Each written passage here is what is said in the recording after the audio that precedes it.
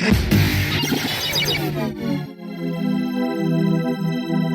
lighter side of pest control. This is Tales from the Crawl Space podcast with Jack and Nick.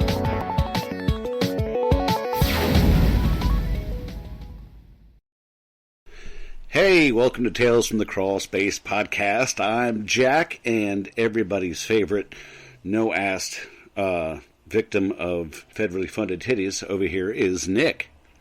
Hello. This sultry-voiced phone number reader. So we're going to have to make that a habit so Brad can get his jollies. Mm-hmm. We need to do that for him. He needs to get off somehow. Yeah. Oh, yeah. Yes, he does. Our topic is pest control myths, which we've got some really good responses from Facebook for myths. I have a few of my own, and Nick, I think you said you have a story to share too. I have a story that's unrelated to myths, but it's going to be quite a funny story. So it's still developing, but we'll figure it out. Oh well, let's hear it. I want to hear it. What do we got here? Okay, so Friday morning, wake up, kind of groggy, fuck this. I don't want to go to work. Every Friday I'm like that. Actually, every day I'm like that. But I opened the back of my truck. I got my water jug in the back of there because we don't have like the big old tanks in our trucks. We just do backpacks, BNGs, all of that. So yeah, filling the thing, about to fill up my water tank, and I see something move.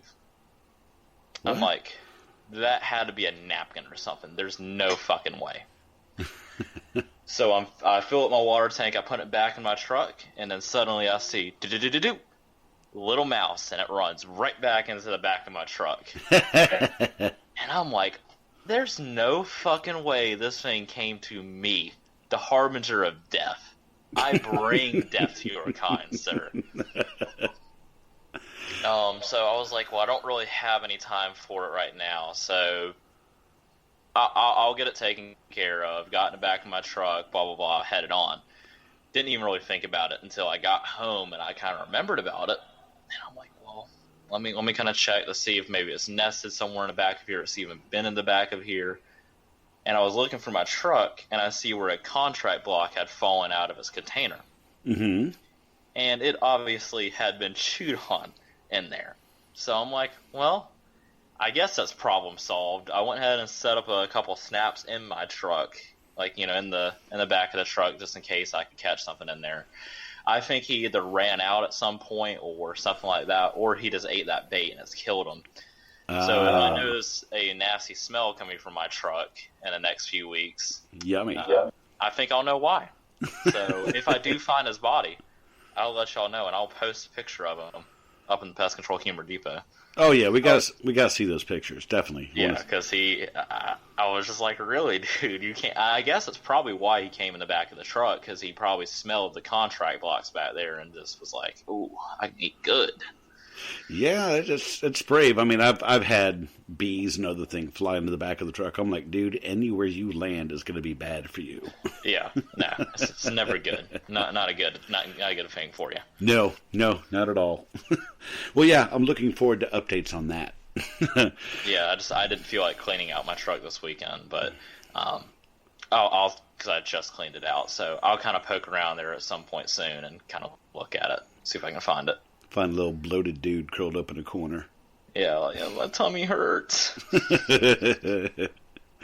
Well, I tell you, pest control myths from as told by pest control professionals.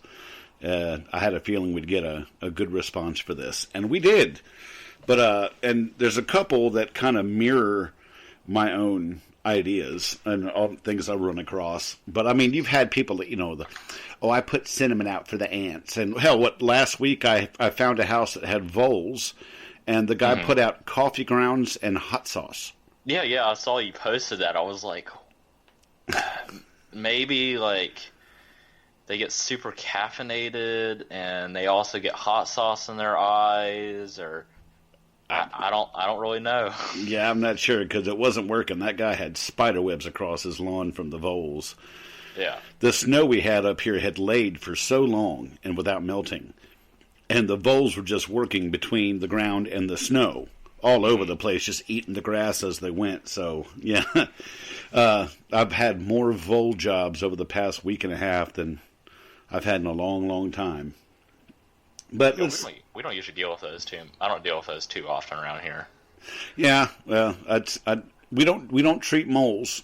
I think if we have a landscape and lawn service as part of the company, we're not one of those pest control companies that try to start doing a lawn service like a couple of the religious cult pest control companies do, where what they do is they'll give you a lawn service, charge you for a soil test, and then give everybody the same damn service no matter what it is. It's like you get a custom pair of shoes, but they make you wear the box, you know?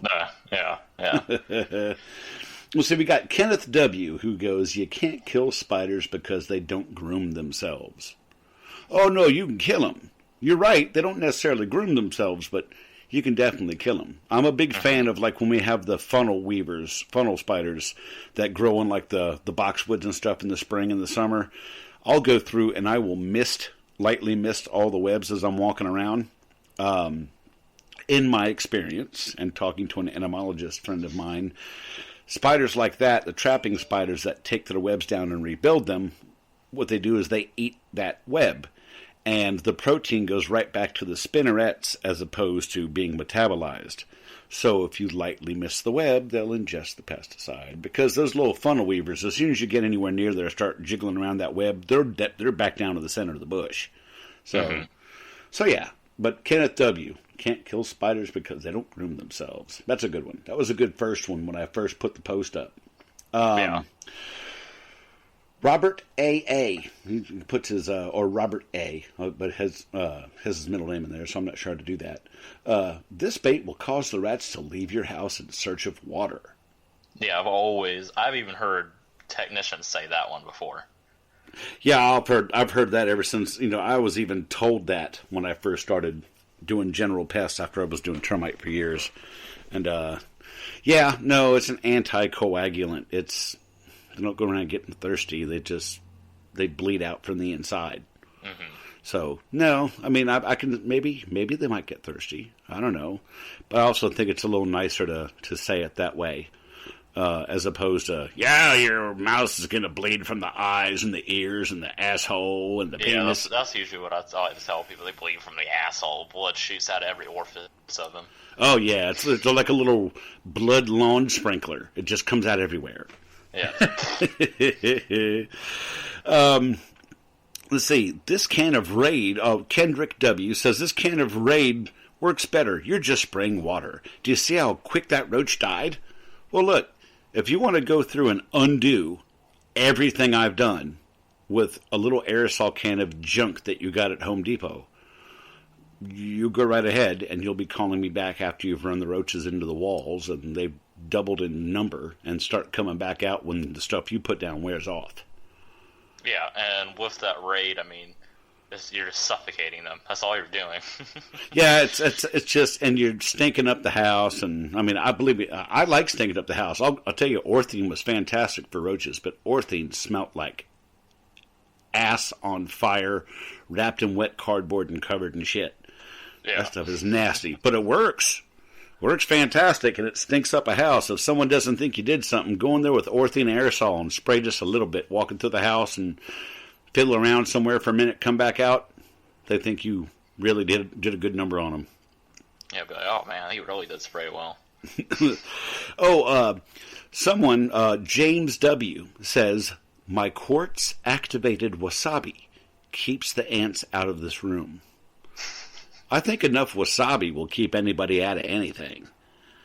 Yes. Believe me. Oh, I had my girlfriend try to trick me into eating some wasabi. She's like, you need to try this. And I was like, okay. And I was like, I kind of looked at it and I'm like, that's wasabi, isn't it? She's like, yeah. And I'm like, okay. I will try some of it, but I am not taking a whole big thing of it. Oh, hell no. I mean, I love sushi. Oh, man, I love sushi. And I'll put some wasabi in my soy sauce, but man, I can't eat it straight like that. And I guess it's repellent enough. If it burns my eyes, I guess it would burn an ant's eyes too. But I'm not sure I want to put wasabi all over my house. And quartz activated, how do you, what do you like, say some words and bless the priestess and say, put a rock in front of it? What do you do? How's that work? Something like that. Okay. So that's actually making me think of one we got a couple comments about the mothballs will deter anything from Martin A. Oh yeah, I love that one. Like you'll be going around and like, it smells like mothballs out here, and you just see mothballs all outside someone's house and in someone's house, and oh yeah, this stuff works great. There's snakes and stuff, and I'm like, kind of. I mean, it smells like old lady in here. Yeah, it smells like old lady. That's all you really get. Well, I'll tell you, I think Elvis, the big black snake, under my porch, had a girlfriend that had babies because I had a bunch of little black snakes in my dirt floor cellar. Now, I'll tell you, mothballs are naphthalene, and naphthalene can go from a solid to a gas. So I can see how it would make things distasteful for a snake that goes around tasting the air as it goes. Mm-hmm. I guess it would be kind of like if I were to have Taco Bell and beer and fart in a small room and let you sit there, that you'll eventually be able to taste it. And I would think that would probably make you want to leave the room. I don't want to find out, but I bet it probably does work that way. So I think maybe that might be something. Yeah, no, I mean, I think it can help, but the people that just swear by it, yeah, no, it's not going to be a one-all catch-all for everything, and it just ends up stinking up the house. Yeah, stinking up the outside. Yeah, outside, it's like wearing a mask by yourself while you're driving. It's kind of worthless. Yeah. Which ones do you like on this list? Which one are your favorites besides the mothball one?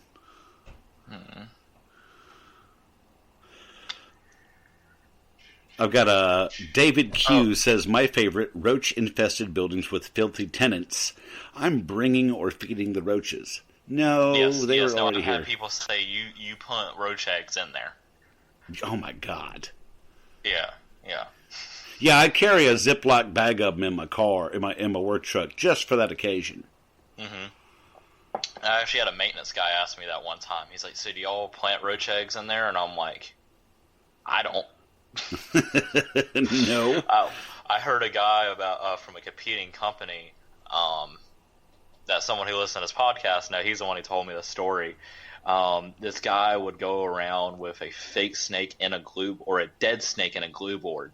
Ugh. And like go up to people like, oh, I found this, blah blah blah blah blah. You need to get a snake away treatment or a snake service, blah blah blah blah, exclusion service. You got snakes out here. Right. He got found out about it and got fired for that. Yeah, well, I mean, I tell you, I'm a horrible salesman. I've never, claimed to be a good salesman when it comes to pest control.